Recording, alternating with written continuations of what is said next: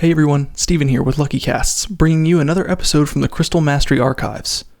In this episode, Paul Smith, the creator of Lucky, walks through creating a crystal project and the resulting code structure. Enjoy!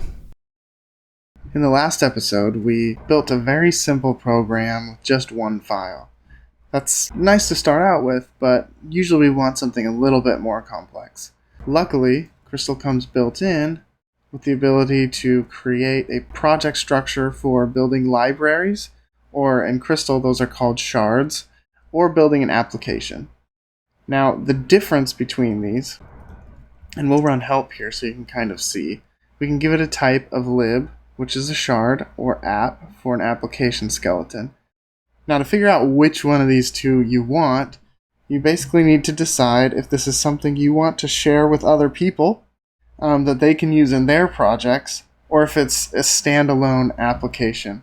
If it's something that you think can be shared and might be useful to other people, you'll want to use the lib option. Otherwise, use app. So we're going to build a very simple app. So we'll say Crystal init app, and we'll just call it Crystal Play. So it generates a bunch of files for us that we're going to need.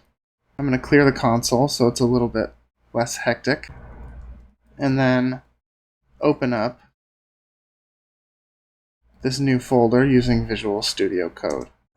So in the default project structure, you're going to see a couple things whether you have a library or an app. It generates a default git ignore, sets up a very basic file for use with Travis CI. It also generates this shard.yaml. So this is very important. This is where you define all of your dependencies. If you want to bring in some other external dependency or shard, it defines the license, who the authors are, what version things are. But those are all just the very basics. The important part is here in the source folder. This is the file that gets run by default. So, as you can tell, you can write documentation, you put your code here, and by default, it's requiring all of the files relative to this directory. In this case, that's here. There's only a version module right now. The next part of a application is the spec folder. Here we have a spec helper. Now, this won't make much sense until we look at the default Crystal Play spec. So this is generated when we create a new application.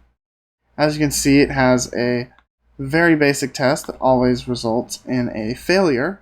So this will tell you, hey, you need to fix this and add a real spec.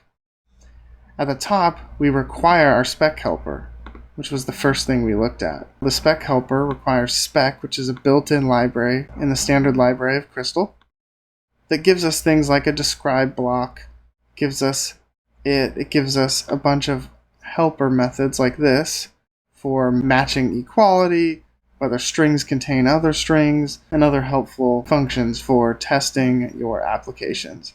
We're going to go more in depth on Crystal Spec in a future episode. For now, this is going to wrap up building a Crystal application, and in the next episode, we're going to talk about requiring file.